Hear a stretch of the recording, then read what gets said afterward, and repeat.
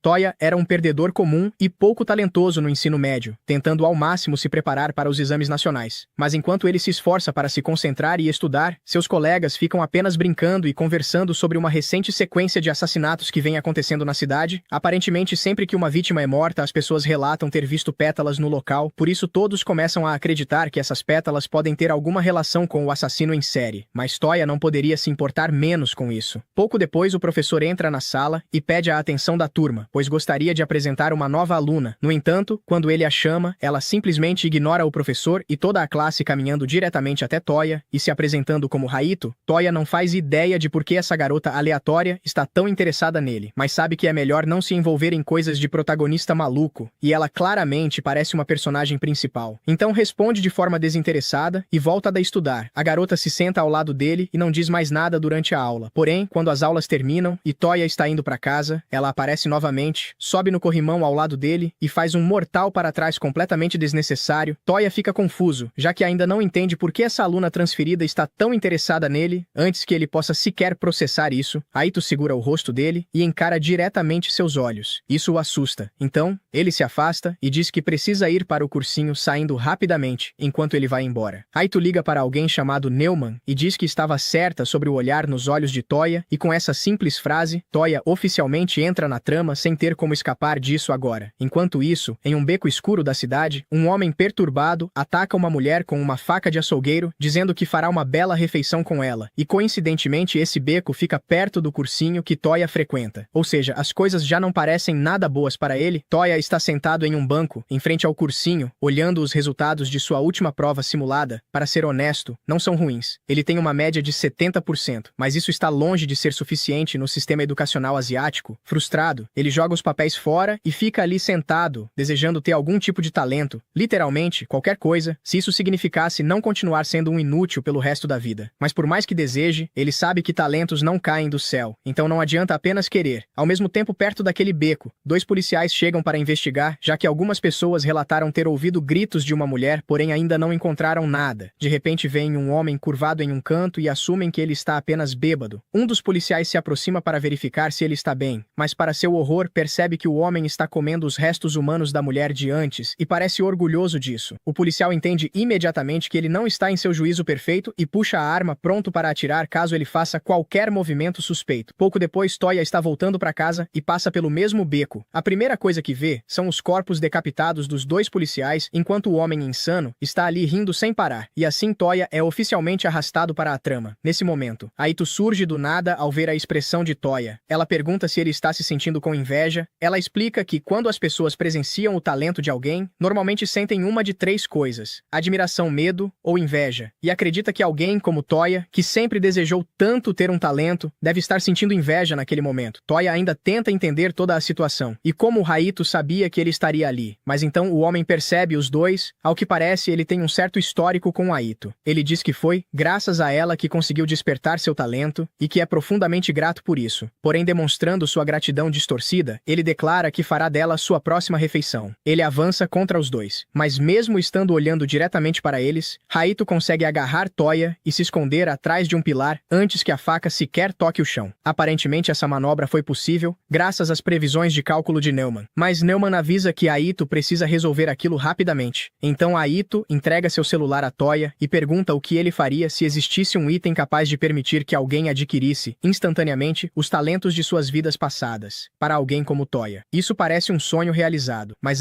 porém, o item é uma lâmina, e para obter o talento, é necessário agir como um adolescente, emo deprimido, ou seja, não é exatamente ideal quando o homem finalmente os encontra. Aito corta a própria garganta de repente, ativando o talento de sua vida passada como uma kunoichi. Nesse momento, Toya percebe pétalas de flores caindo ao redor dela. Antes que ele possa perguntar, o homem a ataca, forçando Aito a se defender com suas espadas enquanto a luta acontece. Neumann fala com Toya pelo telefone e explica que através do ramo da reencarnação é possível recuperar talentos de vidas passadas, e aqueles que alcançaram a reencarnação são chamados de retornadores, e como retornadores, tanto Fish quanto Raito são capazes de realizar feitos sobre-humanos, o que já é bem óbvio, mas Toya ainda não entende o que são as pétalas. Então Neumann continua sua explicação dizendo que as pétalas são a prova de que alguém recuperou um talento de uma vida passada. Até mesmo os gênios mais extraordinários acabam morrendo um dia, e quando isso acontece recebem uma nova vida. Porém, através da reencarnação, é possível acessar as habilidades do passado, mas só porque alguém era talentoso em outra vida, não significa que era uma boa pessoa. E é assim que surgem pessoas como Fish. Tanto pessoas boas quanto más podem despertar talentos de vidas passadas. Porém, também existe a possibilidade de que alguém tenha sido um completo inútil na vida anterior. E nesse caso, tentar a reencarnação simplesmente resulta em morte, o que significa que se Toya tentar usar aquilo, há uma grande chance de ele morrer. Então Newman pergunta se ele ainda está tão desesperado para obter um talento. Ela achava que ele ficaria com medo e recusaria, mas subestimou completamente o quão insano ele pode ser. Enquanto isso, Aito continua lutando contra Fish, e ele diz estar decepcionado porque alguém que supostamente possui o talento de um espadachim lendário está mostrando habilidades muito abaixo do esperado. Aito se ofende com isso e decide usar um de seus golpes mais fortes, o corte dos 8 cadáveres coloridos. A princípio parece que Fish está preparado já que consegue bloquear um dos ataques, mas ele esquece dos outros 7 e acaba sendo despedaçado, restando apenas suas pétalas que se dispersam ao vento, depois de confirmar que ele foi derrotado. Aito volta para pegar sua lâmina, mas percebe que Toya desapareceu. Ao perguntar para Neumann onde ele foi, ela explica que ele pegou uma das lâminas de reencarnação e fugiu. Aito fica aliviada porque estava preocupada que ele não tivesse coragem, mas esse era exatamente o resultado que ela esperava. E no quarto de Toya, vemos ele coberto de sangue após cortar a própria garganta. Enquanto perde a consciência, ele tem um sonho vago com um homem misterioso de cabelos brancos. Quando abre os olhos novamente, já é manhã e Aito está em seu quarto. Ele pergunta o que ela está fazendo ali, mas então percebe sua mão coberta de sangue seco e Aito revela que ele se tornou um retornador com sucesso, embora tenha gemido bastante durante o sono. Então ela pergunta o que foi aquilo. Algum tempo depois, os dois estão sentados em um banco no parque e Toya conta que tinha um irmão mais velho chamado Seiya, que era bom em tudo. Todos o admiravam por ser um prodígio com um futuro brilhante, enquanto Toya era ignorado por ser completamente mediano. Tudo o que ele fazia era comparado ao desempenho excepcional do irmão. E só por não ganhar uma corrida aos 6 anos, seu pai o chamou de decepção. Desde então, ele se tornou obcecado em alcançar o nível que Seiya estabeleceu. Mas apesar de todo o talento que Seiya tinha, ele era extremamente fraco de saúde e acabou morrendo. Os pais de Toya o culparam pela morte do irmão e o expulsaram de casa. Desde então, ele tenta provar seu valor adquirindo um talento próprio. Aito entende o motivo do desespero dele, mas na verdade isso é ainda mais profundo porque Toya tentou aprender todos os tipos de habilidades e nunca foi bom em nenhuma. Aito diz que entende como ele se sente porque, de certa forma, ela é igual a ele. Toya fica confuso com essa afirmação e está prestes a perguntar o que ela quis dizer quando ela recebe uma mensagem de Neumann pedindo que vá até lá. Alguns minutos depois, eles chegam ao quarto de Neumann e só de olhar já dá para perceber que ela nunca sai de casa, principalmente porque não consegue andar. Toya reconhece sua voz como a da ligação anterior e Aito pergunta onde estão os outros já que o lugar parece vazio. Neumann explica que todos estão em missões para eliminar retornadores malignos, pois essa é a principal função deles na chamada Floresta dos Grandes. Já que esses indivíduos perigosos surgem ocasionalmente, cabe a eles eliminá-los antes que causem danos como Fish fez, e ela espera que Toya também participe. Surpreendentemente, ele aceita bem a ideia de ter que matar outras pessoas. E em sua primeira missão oficial, ele será acompanhado por Aito para enfrentar um retornador maligno chamado Vlad. Porém, Neumann diz que não quer que o matem imediatamente, o que deixa Aito confusa, já que esse é o trabalho dela, mas Neumann explica que deseja coletar informações sobre o talento de Vlad, então eles só precisam mantê-lo ocupado por 10 minutos antes de eliminá-lo. Ela também menciona que a missão acontecerá em 2 dias, porque antes disso precisam testar a habilidade de retornador de Toya. Naquela mesma noite, Toya sai à procura de uma oportunidade para usar seu poder, e em certo momento ele vê um ladrão que acabou de roubar a bolsa de uma garota enquanto ela corre atrás dele, então Toya decide que aquela é a oportunidade perfeita. Ironicamente, o talento dele se chama Braço Direito do Ladrão, e como esperado, é uma habilidade voltada para roubo. Então, quando o ladrão passa correndo por ele, Toya consegue alcançar a bolsa da garota e retirar todos os pertences dela, enquanto o criminoso foge completamente sem perceber que a bolsa agora está vazia. E quando a garota chega até Toya, ela começa a gritar com ele por não ter impedido o ladrão quando teve a chance. Mas Toya diz que não há motivo para preocupação, porque ele recuperou todas as coisas dela. A garota inicialmente fica agradecida, porém logo se lembra de que a bolsa era uma Birkin, e que a própria bolsa vale muito mais do que o que estava dentro. Então ela volta a correr atrás do ladrão. A habilidade de Toya tem um alcance efetivo de 70 centímetros, o que é uma grande desvantagem já que não possui capacidades de combate evidentes, mas se ele conseguir chegar perto o suficiente para ativá-la, pode quebrar as leis da física e roubar qualquer coisa ao seu alcance, independentemente de obstáculos físicos. E sua eficácia não se limita apenas a objetos, pois naquele breve momento ele também consegue roubar o sangue das veias do ladrão, fazendo com que ele caia no chão. chão. À primeira vista, esse poder parece maligno, mas enquanto Toya não o usar para fins ruins, não há problema. Em uma mudança de cena, Toya e Aito estavam procurando o alvo no meio da floresta quando, após algum tempo, Aito encontra Vlad e ambos se preparam para lutar. No entanto, Vlad conjura estacas que surgem por todo o terreno e Aito consegue por pouco desviar e rebater cada uma, usando seu estilo, e o Bitsoniten, ao ver a situação se complicar. Mas Vlad avisa que é inútil e continua atacando, enquanto o conde o desafia a ver quanto tempo pode resistir. Aito recua e sobe em uma árvore, comentando com Newman que não conseguirá ganhar muito tempo sem se aproximar, pedindo que ele espere e se concentre na análise dos dados, já que o inimigo os esperava e qualquer descuido seria fatal, embora Aito discorde de ficar esperando, pois as estacas podem vir de qualquer direção. O conde percebe que algo está sendo planejado. Newman pede para Toya se apressar, e a atitude de Aito pode estar ligada à espada que carrega, além de seu gosto por lutar. Então o conde golpeia o chão com seu bastão, levantando inúmeras estacas que avançam contra Aito, que usa o cadáver de 8 cores para cortar tudo junto com a árvore e parte para o ataque, ignorando o desgaste.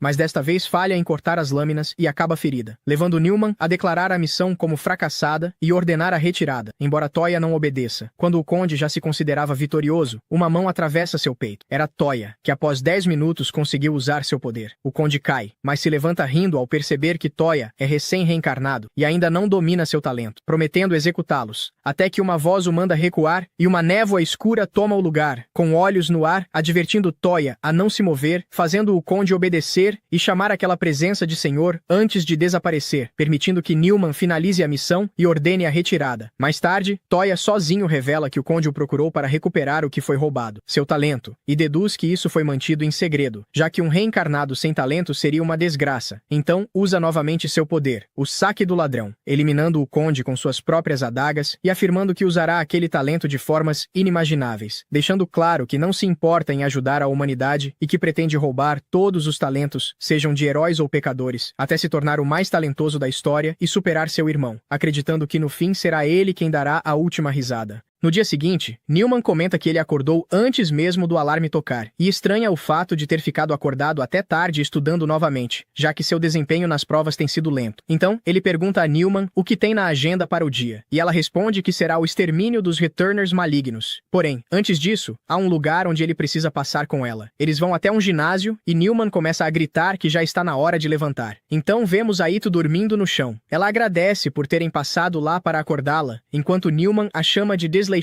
Aito explica que não conseguiu acordar sozinha porque passou a noite inteira treinando. Newman comenta que os dois são muito parecidos e diz a Aito que o talento dela supera em muito qualquer coisa que possa ser alcançada apenas por meio de treinamento. No entanto, Aito rebate dizendo que são necessários 1000 dias de treino para desenvolver e 10.000 dias para aperfeiçoar. No meio do raciocínio, Newman interrompe e diz para pararem com a conversa, pois é hora da missão. Newman então explica que o nome do alvo é Gacy, um serial killer apelidado de palhaço assassino, que se veste como um palhaço para atrair jovens vítimas e assassiná-las. Ela alerta que já entraram no território dele e pede que se separem ao seu sinal. Após fazer a contagem regressiva, ela ordena que se dispersem. Eles se separam desviando de um ataque surpresa do palhaço. O inimigo dá boas-vindas aos dois, chamando-os de samurai e ladrão, dizendo que eles realmente entraram ali, exatamente como outra pessoa havia profetizado. Aito ativa seu talento imediatamente, e o palhaço percebe que ela é uma lutadora de curta distância, acreditando que isso não será um problema, pois bastaria manter distância. Porém, Aito avança rapidamente e o corta praticamente ao meio em um único golpe. Enuma começa a reclamar, perguntando por que ela o eliminou tão rápido, já que o plano era permitir que Toya ganhasse experiência. Aito se desculpa, dizendo que não sabia que ele era tão fraco. Logo depois, vários soldados aparecem na floresta e dizem para mudarem o foco da missão, ordenando agora a captura dos 2 novatos, pois precisam descobrir a verdade por trás das pétalas. À noite, vemos uma pessoa chamada Edward tentando fugir de Aito. Ele elogia seus movimentos habilidosos, mas afirma que isso não será suficiente. De repente, várias maçãs começam a cair do céu, e uma delas para à sua frente, ativando uma habilidade de gravidade que o pressiona contra o chão. Ainda assim, ele consegue se levantar e continuar correndo. No topo de uma construção, 2 pessoas observam a cena. O chamado Cabeça de Maçã fica impressionado por ele ter conseguido escapar, enquanto a garota ao seu lado diz para ele não se animar tanto. Ainda assim, ele afirma que agora é a vez dela brilhar. Ela responde que não é do tipo combatente, mas revela revela que seu talento é a translocação espacial. Em seguida, ela se teleporta para trás do criminoso e arranca um de seus braços. O cabeça de maçã pergunta por que ela não arrancou a cabeça dele, e ela explica que quem deve matá-lo são os soldados, não ela. Então o soldado coloca a arma na cabeça de Edward e diz que é hora de se render. Porém, Edward puxa uma tesoura e fura os olhos do soldado, dizendo que é hora de fugir. No entanto, acaba levando um tiro e se pergunta o que aconteceu, já que o soldado deveria estar morto. Porém, o soldado também possuía um talento que o transforma em uma caveira. Logo depois, mais soldados aparecem, dizendo que ele está completamente cercado e que não há para onde fugir. Raito, a garota do teleporte e o cabeça de maçã também se juntam a eles. Edward então percebe que eles fazem parte da organização que tem os Returners malignos como alvo e se ajoelha, esperando sua morte. Depois todos vão até Newman, que os parabeniza pelo belo trabalho. Einstein então entrega a adaga do homem para Newman. Hiroshinal pergunta se há alguém ferido. O homem com o talento de caveira diz que foi ferido, e ela o cura rapidamente. O cabeça de maçã quase deixa escapar que gostaria de ter sido ferido, mas percebe que está falando alto demais e chama Aang para cuidar das testemunhas. Raito vai até Toya e diz que ele deveria se juntar a eles, perguntando o que ele está fazendo. Ele explica que está ajustando a posição e a fiação dos monitores. Ela comenta que ele finalmente conseguiu o talento que sempre sonhou, e, ainda assim, escolheu ficar ali fazendo tarefas para Newman. Então, ele explica que gosta desse tipo de tarefa. Newman diz que não há muitas pessoas diligentes como Toya e afirma que ele tem sido de grande ajuda. Em seguida, vemos diversas pessoas no local e Newman comenta que ainda faltam alguns integrantes. Raito comenta com Toya que todos ali são iguais a ele. Foi o próprio ressentimento que os levou a buscar por talento. O cabeça de maçã diz que, se ele precisar de alguma ajuda, basta falar. Aang então vai até Toya e diz que não concorda com a presença dele, pois o talento dele não é um dos grandes. Ela também afirma que o talento dele é maligno, dizendo que não podem confiar nele. Porém, Newman diz que ele pode ter revivido o talento de sua vida passada, mas isso não significa que tenha se tornado a mesma pessoa. Ainda assim, Aang não fica convencida. Então, Aito a abraça e diz para ela não ser tão teimosa, pois Toya tem seu endosso. Aang responde que vai deixar isso passar por enquanto. Já a caminho de casa, eles conversam sobre como se sentiam ao serem tratados como inferiores por não terem talento, até que percebem alguém na casa de Toya. Aqui conhecemos Itsuki, um velho amigo extrovertido de Toya, alguém tão talentoso quanto seu irmão e líder da unidade de forças especiais do Japão. Eles perguntam o que ele veio fazer ali. Itsuki responde que veio ver como Toya estava, já que ele não estava indo à escola, mas ao vê-lo com sua garota, imagina que ele saiu em uma aventura. Ambos ficam envergonhados e negam. Então, Itsuki mostra uma foto de quando se conheceram. Ele conta que Toya perseguia sua própria trilha, mas sempre o ignorava porque tinha outras coisas para fazer, algo que parece ser o destino dos talentosos. Toya se irrita com isso e se corta com um galho, demonstrando seu talento. Itsuki não parece impressionado. Acontece que ele já sabe tudo sobre o galho e o chama de patético por depender do passado. Aito grita para ele se calar, apontando sua espada e diz que ele não sabe nada sobre eles. Itsuki responde que são apenas desculpas. Isso a irrita e ela avança contra ele, mas ele desvia e a imobiliza no chão. Depois disso, ele já ia embora, mas antes diz ao protagonista que é uma pena no que ele se tornou. Toya se vira calmamente, afirmando que um dia superará seu irmão com aquele poder. Na rua, Itsuki encontra um esquadrão de soldados. Eles se dirigem a ele como capitão e perguntam se devem iniciar a operação. Itsuki nega a ordem e manda que se retirem. Em seguida, entra em um carro com um homem chamado Yoshiki, que o provoca por deixar aqueles alvos tão interessantes escaparem. Voltando aos protagonistas, Aito está cabisbaixa por ter sido derrotada tão facilmente. Ela conta ao protagonista sobre seu passado, como foi abandonada em um orfanato e cresceu isolada dos outros por causa de sua aparência. Mas um dia, conheceu seu mestre, que a acolheu e ensinou o caminho da espada. No entanto, ela não tinha talento para isso, e querendo orgulhar seu mestre, buscou diferentes formas de melhorar, encontrando o ramo da reencarnação. Mas isso trouxe desgraças, pois durante um duelo, ela feriu seu mestre, e por sua culpa, o dojo acabou sendo fechado, fazendo com que os outros a expulsassem. Ainda assim, ela não pretende ficar parada, pois precisa voltar ao seu mestre para reabrir o dojo. Por isso, precisa se tornar uma retornada completa o mais rápido possível. Voltando para Itsuki, ele se lembra das palavras de Toya, amaldiçoando Seiya por morrer e deixar aquele problema para trás. Yoshiki fica surpreso, principalmente pelo fato de Seiya ter realmente previsto o que aconteceria. De volta aos protagonistas, Newman explica sobre os retornados completos. Diferente dos que conhecemos na cabine, Toya e Raito têm um tempo limite. Esse limite desaparece quanto mais vezes você reencarna. Por isso, aqueles que reencarnam completamente passam a ser chamados por seus nomes anteriores. É por isso que alguns chamam Raito de Musashi, mas ela não voltará ao dojo até se sentir completa. Agora no ginásio, Toya treina com as adagas do Conde. Ele mostra isso para Ito, que o elogia por ter um talento incrível, embora também deduza que ele pode roubar o talento de seus amigos. Ainda assim, ela diz que faria o mesmo, e por isso o apoia. Além disso, aprecia o fato de Toya ter desconectado Newman para que apenas ela soubesse disso. No entanto, isso também a incomoda, pois ele não tentou roubar seu talento quando teve a chance, como se ela não tivesse valor. Por isso, promete se tornar tão forte que ele vai querer seu talento. Sendo assim, Toya promete reunir talentos que rivalizem com os dela, e ambos fazem essa promessa até o dia em que se enfrentarem. Bom, se você chegou até aqui, comente a palavra maçã, para eu saber que você chegou até o final. Logo em seguida, passamos para um médico da peste. Itsuki menciona que tudo aconteceu como ele havia previsto, até mesmo as informações sobre a ramificação dos retornados. Nem Yoshiki e sua equipe sabem do que aquilo é feito, e para descobrir, pretendem torturar o médico. Ele então começa a explicar sobre as unidades de forças especiais, formadas pelos maiores talentos com o objetivo de eliminar ameaças nacionais sem que ninguém saiba. Entre eles, Itsuki é o que mais se destaca no combate corpo a corpo. Ainda assim, ele continua sendo humano. O médico então faz duas profecias. A primeira é que ele irá embora, e dito isso, quebra suas próprias algemas. E a segunda é que o seu rei trará de volta uma das calamidades do mundo. Imediatamente, todos atiram, mas nada acontece com ele. Itsuki arranca um de seus braços, porém ele o regenera como se não fosse nada, e simplesmente vai embora. Antes disso, Itsuki pergunta se o rei dele saiu junto com os retornados. O médico responde que não, mas que alguns deles sim. Esses se autodenominam servos do rei dos retornados, sendo este representado pelo olho desenhado. Enquanto isso, no quartel-general, Newman relata o que viram na missão, descrevendo como uma névoa negra. Nesse momento, Picasso aparece e mostra, em sua pintura, exatamente o mesmo que eles testemunharam. Newman e Einstein ficam em choque, e então o olho surge em todas as telas. Ele se dirige a Einstein, Picasso e Newman como se já os conhecesse, dizendo que a floresta deve ser destruída. Ele questiona por que aqueles com talento devem servir à humanidade, enquanto os malignos devem ser exterminados. Para ele, isso não passa de bobagem, pois o talento é uma questão de liberdade. E por isso, ele devolverá todos ao vórtice da reencarnação de onde vieram. Newman pergunta quem era aquilo, e Newman responde: trata-se do rei dos pecadores, Xiang Yu, o rei tirano, portador do talento de combate mais poderoso de todos e membro fundador da Floresta dos Grandes, que originalmente tinha 5 membros. Eles já tiveram um líder muito silencioso, mas que se preocupava com todos. Seu objetivo era contribuir com a humanidade, acreditando que a reencarnação era um presente dos céus. Porém, ele foi assassinado por Xiang Yu. Esse reencarnado vive apenas para o conflito, e por isso, a convivência com os malignos é impossível. Eliminá-los é o melhor que podem fazer pela humanidade. Agora, o vilão está reunindo um exército para provocar todas as calamidades históricas do mundo de uma só vez. Einstein é o mais irritado, pois ele já havia conseguido matá-lo antes, jurando que na próxima vez o eliminaria de vez. Ao ouvir isso, Toya questiona se não é a primeira vez, e Newman confirma. Ele explica que quando Xiang Yu abandonou a floresta, eles o atacaram de surpresa, mas aparentemente ele sobreviveu. Einstein se oferece para eliminá-lo, porém Newman não autoriza, alegando que é perigoso. Einstein ignora suas explicações e o golpeia. Caído no chão, Newman esclarece que não quis dizer para deixá-lo livre, mas sim para trabalharem em equipe. Afinal, ele acredita que, com os talentos reunidos ali, poderão detê-lo facilmente. Newman concorda, e assim, declara o início da operação para derrotar Xiang Yu e seus seguidores. Como primeiro passo, ele sussurra algo no ouvido de Funasaka. Em seguida, vemos nosso protagonista e Aito, diante da base de Xiang Yu. Nesse momento, César aparece correndo para abraçar o protagonista, mas ao tentar fazer o mesmo com Aito, ela o esquiva. Enquanto César tentava flertar com Aito, uma mulher surge e o ataca. Surpreendentemente, após esse reencontro entre amigas, a ruiva se apresenta ao protagonista como Yu-Bu. Logo depois, Newman e Newman também chegam. Toya percebe que há mais pessoas atrás deles e pergunta quem são. Newman explica que são membros da Floresta dos Grandes de várias partes do mundo. Toya fica impressionado ao ver tantos talentos históricos reunidos em um só lugar. Então, um deles, conhecido como Charles Darwin, comenta que acha exagerado terem chamado todos para derrotar apenas um dos pecadores. Fisher e os irmãos Wright também concordam. Já Schrödinger propõe capturá-lo individualmente. Observando a atitude de todos, Toya vê nisso uma ótima oportunidade para roubar o máximo de talentos possível no meio do caos. Sim, o protagonista é mesmo um completo canalha. Nesse momento, Newman começa a revisar o plano. Funasaka intervém e pede que Fabre e o protagonista o acompanhem para capturar o Forte de Terra. Vendo que seus planos podem dar errado, Toya tenta pensar em uma desculpa para agir sozinho, mas não consegue. Com tudo pronto, Newman inicia a operação, e com algumas palavras de incentivo, envia todos para a batalha. O grupo de Aito avança, mas ela para ao lado de Toya, e afirma que, quando se encontrarem novamente, estará muito mais forte. Forte o suficiente para que ele não consiga resistir à vontade de roubar seu talento. Em seguida, Aito e Yubei cortam o portão. Os primeiros a avançar são os irmãos Wright, que transformam seus braços em asas. Juntos, eles eles carregam uma antena para que Newman possa receber todas as informações. No caminho, Funasaka pergunta a Toya se ele se preocupa com Io, já que tem a impressão de que eles são um casal, pois vivem se encontrando. Toya responde que nenhum dos dois parecia se interessar pelos outros e que não tem nada com Aito, comentando ainda que ela e Nightingale parecem inseparáveis. No entanto, ele interrompe o próprio raciocínio, pois se começar a se apegar a eles, pode hesitar quando chegar a hora de roubar seus talentos. Nesse momento, eles são atacados. Os inimigos são pecadores infames. O Estrangulador, Willville, Hickok, Chikatilo, o Destripador Vermelho, Sokata, o Assassino de Homens, e Hangir, o Usurpador do Mundo. Diante disso, Newman decide não enviar nenhum sinal por enquanto. Vemos então Wild atirando em Schrödinger, que comenta que o adversário só sabe sacar rápido, e logo leva um tiro na cabeça. No entanto, ele reaparece atrás do inimigo e elimina toda a equipe. Explica que, em uma linha do tempo, ele realmente morreu, mas em outra, a bala não o atingiu e ele sobreviveu. White continua atirando, mas nenhuma bala o acerta. O gato então comenta que não é o melhor atirador, mas que, independentemente da probabilidade, pode escolher uma versão em que acerta um tiro fatal na cabeça, afirmando que negará qualquer possibilidade de que eles infestem o mundo. Agora, a cena muda para Charles Darwin, que possui o talento da teoria da evolução, podendo se transformar no que quiser. Bob Fischer também avança usando suas peças de xadrez. Aito entra na luta, mas Iquizes rouba todos os oponentes e ri dela, achando que ela só o deixava agir porque não conseguia enfrentá-los. César intervém para acalmar a situação, e as duas concordam em ignorá-lo. Enquanto isso, Funasaka e Toya continuam desviando dos ataques de Salvo. Funasaka avisa para Toya não usar seu talento, pois o que precisam é ganhar tempo. Ele elimina alguns inimigos para abrir caminho, mas acaba sendo atingido por uma pedra. Quando Salvo estava prestes a agarrá-lo, Toya o salva. Ele quase usou a ramificação, mas de repente, Salvo e os outros inimigos começam a cair. Funasaka agradece a Fabre. Confuso, Toya pergunta com quem ele está falando, já que não vê ninguém. Funasaka explica que se trata de Jim Fabre, cujo talento é o sigilo, permitindo que ele fique completamente invisível. Na verdade, Fabre esteve com eles o tempo todo. Além disso, ele carrega uma seringa com um pesticida tão potente que pode matar qualquer ser vivo. Ao descobrir isso, Toya fica animado, pois uma habilidade dessas permitiria roubar talentos sem ser detectado. Porém, agora surge outro problema. Como encontrar o próprio Fabre? Enquanto isso, Funasaka entra em contato com Newman, que ordena que ele vigie Toya, pois suspeita que ele possa ser um espião, embora ainda não tenha certeza. Newman menciona comportamentos suspeitos, como desligar o celular e demonstrar interesse excessivo pelos talentos. Mesmo assim, Funasaka lembra que Toya arriscou a vida para salvá-lo. Em outra parte do campo de batalha, um atirador inimigo tenta eliminar as irmãs Wright de uma torre, aproveitando o som do relógio para encobrir os disparos. No entanto, os tiros são interceptados. Newman ordena que mantenham posição e encarrega Simohaya, conhecida como a Morte Branca, de protegê-las. Em poucos segundos, ela localiza o inimigo e o elimina. Na torre, o chamado Rei aparece e fala com o franco atirador derrotado, que desaparece após se desculpar. Mais tarde, as irmãs Wright são atacadas novamente, e desta vez são abatidas por uma pena branca sob as ordens do rei, que então libera seus generais para atacar. Por fim, Funasaka perde contato com Newman. Nesse momento, dois inimigos surgem, mas Toya os elimina usando um talento que ele não deveria possuir. Isso faz com que Funasaka desconfie ainda mais. Ele aponta sua arma para Toya e pergunta diretamente se ele é um espião. Toya nega e pede que ele acredite nele, mas Funasaka não abaixa a arma. Após alguns segundos de tensão, Funasaka acaba acreditando nele. Toya pergunta o motivo, ao que Funasaka responde que entende por que ele escondeu parte do seu talento, mas principalmente percebe que Toya o revelou para protegê-lo, algo que o faz confiar nele. Dito isso, pede que conte sua história. Toya confessa que está reunindo talentos para superar seu irmão. Ao entender a situação, Funasaka se oferece para apoiá-lo, mas avisa que não será fácil roubar o talento dele. Sem mais a dizer, sugere voltarem ao combate. No caminho, movido pela curiosidade, Toya pergunta por que ele buscava talentos. Funasaka se desculpa e responde que esqueceu tudo de quando ainda era humano. Mudando para a localização de Newman e seu grupo, todos tentam protegê-la, mas são derrotados um a um. Enquanto isso, a Morte Branca permanece de pé, tentando localizar o franco atirador inimigo. Voltando ao protagonista, eles já retornaram ao forte de terra. Quando estavam prestes a entrar, uma explosão destrói a entrada. Toya consegue se abrigar, embora esteja ferido. Funasaka se aproxima e pergunta se ele está bem. Toya se preocupa mais com ele ao vê-lo sangrando, mas Funasaka lembra que é imortal. No meio da conversa, eles ouvem a voz de alguém no alto de uma rocha. Um pecador aparece. Toya pensa em detê-lo, mas Funasaka o impede, dizendo que aquela luta será entre os dois. O pecador é ninguém menos que Hans Rudel, o Fênix. Enquanto isso, a Morte Branca encontra o inimigo e o prende com seu talento, mas não consegue localizá-lo na neve. De repente, o inimigo surge ao seu lado e reconhece que seu talento é excepcional. A Morte Branca não entende por que um franco atirador se aproximaria tanto, mas ao observá-lo, melhor descobre que é Adcock, o herói do Vietnã conhecido como Pluma Branca. Adcock confirma e se afasta para um duelo verdadeiro. A Morte Branca o impede e pergunta por que alguém do nível dele está no exército dos pecadores. Adcock responde que ele entenderá após o duelo. De volta ao protagonista, Toya reconhece o inimigo, o famoso piloto da Luftwaffe. Rudel se dirige a ele chamando-o pelo nome, deixando Toya confuso, que pergunta como ele sabe seu nome. Rudel ignora a pergunta e atira em Funasaka, dizendo que em breve todas as dúvidas serão respondidas. Em seguida, usa seu talento Trombetas de Jericó, fazendo vários mísseis explodirem na área. Funasaka permanece imóvel e, após o impacto, regenera completamente seu corpo. Rudel então entende como funciona sua imortalidade, embora questione o método. Funasaka manda que ele pare de falar e resolvam tudo na batalha, com uma atitude imponente. Rudel aceita. Em uma luta de imortais, a única diferença será o poder de fogo. Funasaka usa apenas armas de fogo e granadas, enquanto Rudel conta com uma metralhadora e mísseis, impedindo qualquer contra-ataque. A única vantagem de Toya seria o sigilo absoluto de Fabre, mas ela está perdida. Nesse momento, ela encontra mais pecadores e pensa em eliminá-los, porém um deles consegue vê-la. Isso parece impossível, mas se confirma quando eles se aproximam. Ao desviar, ela fica diante de um pecador que conhece sua habilidade e comenta que não acha justo, apresentando-se como um homem de bigode curioso. O outro, Polt, sem bigode, diz que ela deve estar se perguntando como eles sabem tudo isso e por que seu poder não funciona contra eles. Ele explica que não conhece apenas o talento dela, mas o de toda a floresta. Seu talento é mente mestra. Fabre imagina que Paul anula sua habilidade, mas não. Unisa a neutraliza com seu olfato. Ele explica que aquela parte da floresta foi corrompida pelo talento de Polt. Como resultado da corrupção, todo o local fede, e a ausência de cheiro de Fabre se torna evidente, destacando sua posição como o sol. Ele revela que seus companheiros eram apenas iscas para atraí-la até ali. Enquanto a corrupção de Polt continua se espalhando, Fabre acaba morrendo, percebendo que até seu cadáver é invisível. Voltando para Funasaka, ele continua sendo alvejado e bombardeado. Ele comenta que está começando a se cansar e que o poder de Rudel é superior ao dele. Apesar disso, admite que a luta é divertida. Mesmo assim, não vê uma forma de vencer e pergunta a Toya se ele já sentiu fadiga ao usar seu talento. Toya responde que sim, e então explicam que é impossível usá-lo sem esgotar a resistência física ou mental. Ou seja, sua imortalidade tem um limite, e entre ele e Rudel, um deles será o primeiro a morrer. Enquanto isso, Simohaya continua tentando adivinhar a posição de Hagyakok. Até agora, o inimigo não respondeu a nenhum de seus disparos. Simohaya entende que ele realmente não pode responder. Hagyakok revela que seu alcance é de 600 metros, enquanto o de seu oponente chega a 1 quilômetro. Além disso, a paisagem nevada lhe dá vantagem nesse ponto. Simohaya não se importa com o motivo de um retornado de classe alta ter se aliado aos pecadores. Ele está animado por finalmente enfrentar um desafio, e só quer ver o que Hakok, apelidado de O Branco, fará. Mas, surpreendentemente, o inimigo aparece com as mãos levantadas. Isso irrita Simohaya, que não aceita que alguém como ele se renda sem lutar e continua apontando a arma. Com um olho na mira, ele percebe que o ambiente muda completamente. Trata-se do talento de Hakok, Inferno Verde, um poder semelhante ao da Morte Branca, transformando o local em um cenário incrivelmente belo. Ele pergunta se aquilo não é uma boa descarga de adrenalina. A Morte Branca remove o capuz e, empolgado, diz que está arrepiado. Por outro lado, Newton e Einstein continuam explorando a floresta. Einstein está claramente nervosa e não solta Newton. O cabeça de maçã tenta tranquilizá-la, dizendo que tudo ficará bem. Afinal, o trabalho deles é apenas dar suporte na retaguarda, e provavelmente Darwin e os outros já derrotaram todos os inimigos. Einstein reconhece que eles são fortes, mas ainda existe a possibilidade de algum pecador escapar. Justo nesse momento, um barulho surge entre os arbustos. Assustada, ela dá um soco em Newton, mas era apenas uma doninha. Mesmo assim, ela continua tremendo. Ao ver isso, Newton comenta que talvez fosse melhor ela ter ficado na base. Einstein recusa, dizendo que precisam derrotar Shu. Vendo sua determinação, Newton pergunta se o antigo líder dos grandes era alguém importante para ela, mas Einstein não responde. Enquanto ele tenta motivá-la, outro barulho é ouvido. Einstein grita de medo, mas ao perceber que era Darwin, fica irritada. Porém, algo estranho acontece. Poucos segundos depois, o corpo dele se desintegra. Chocada, Einstein quase grita, mas Newton tampa sua boca. Nesse momento, ouvem a voz do pintor austríaco, que começa a explicar o talento de Darwin. Segundo ele, Darwin podia evoluir seu corpo livremente para se adaptar a qualquer situação. No entanto, aquilo não passava de algo patético. Apenas uma forma de se transformar em formas de vida já existentes. Algo mais próximo de uma metamorfose. Em seguida, ele chama Schrödinger, questionando por que ele ainda está escondido. Ele provoca. Será que Schrödinger não tem chance de vencer nem de fugir? Isso o enfurece. Ele se levanta apontando sua arma, mas é derrotado com um único golpe. Aproveitando o sacrifício, Fischer aparece e tenta atacar, atacar, mas também é neutralizado. O general austríaco reconhece sua capacidade estratégica, mas afirma que uma batalha real é muito diferente de um jogo de xadrez. Aqui não há limitações de movimento. 1 a 1, os aliados de Fischer são eliminados, e por fim, ele também morre. Ao ver toda a situação e o estado de Einstein, Newton decide se revelar para atrair a atenção do inimigo. Antes de lutar, ele pede que Einstein faça os outros recuarem caso ele perca. Poe então usa seu talento para corroer a floresta. Newton escapa subindo nas árvores, analisando a situação e se perguntando se tem alguma chance contra aquele monstro. De repente, Poe o encontra e destrói a árvore. Sem alternativa, Newton foge, tentando entender como foi localizado. O general austríaco explica que nada pode se esconder de seu talento. Ele revela que já sabe até a posição de Einstein, além de explicar o poder de Newton, translocação espacial, que funciona trocando dois espaços em milissegundos. Um talento extremamente poderoso, com alcance global. Por isso, ele se pergunta por que alguém com tal habilidade estaria se escondendo, concluindo que há uma grande limitação. Newton não pode se mover para lugares desconhecidos, apenas para coordenadas que já visitou fisicamente. É por isso que ele e Einstein ficaram na retaguarda, ampliando os locais para teletransporte. Einstein se assusta ao perceber o quanto ele sabe. Nesse momento, Newton vê a Doninha novamente, notando um símbolo em seu peito e chegando a uma conclusão. Enquanto Poe se aproxima e tenta capturar Einstein, Newton a protege com um chute e ataca pelo ponto cego do inimigo. Poe percebe e se pergunta se Newton já entendeu. Ele confirma. Podia ver tudo através de seus olhos. O adesivo na Doninha tem o símbolo do alemão, e ao tocá-lo, Newton consegue enxergar através dela. Ele revela que o talento de Poe permite que qualquer forma de vida marcada compartilhe seus sentidos com ele. Ele espalhou esses selos por animais e insetos da floresta, o que explica seus ataques precisos. Também marcou seus próprios soldados, garantindo uma visão privilegiada das habilidades dos grandes. No caso de Einstein, provavelmente Xian Yu revelou tudo sobre ela. Newton acusa o inimigo de fingir ter uma mente mestra. O homem apenas ri da sua dedução, dizendo que isso não muda nada. Eles não podem remover todos os selos, nem impedir o avanço da corrupção de Poe. Ao serem atacados novamente, Newton tira uma maçã e pede que Einstein fique perto. Ele afirma que ainda não usou seu talento, e que aquela é a única chance de vencer. Voltando a Funasaka, vemos ele devolvendo uma bomba de 250 kg. Seu oponente admite o quão absurdo e elegante é seu estilo de luta, mas sua regeneração está ficando mais lenta. Funasaka responde que não é o único. Rudel também já apresenta arranhões. Tomados pela empolgação, os dois partem para o combate corpo a corpo, fazendo Toya se perguntar o que aconteceu com o Funasaka frio e calculista de antes. A memória mais antiga que Funasaka consegue recordar é de quando ele despertou como um retornado, e ele instintivamente soube que um talento havia sido despertado dentro dele. Mas, como contrapartida, todas as suas memórias se tornaram vagas e borradas. No entanto, ele disse a si mesmo que esse era um preço insignificante a se pagar por tal poder, e não muito tempo depois disso, ele foi integrado à Floresta dos Grandes, onde Newman lhe disse que ele trabalharia pelo bem da humanidade. E no início, ele ficou tomado pela emoção diante da perspectiva de receber um propósito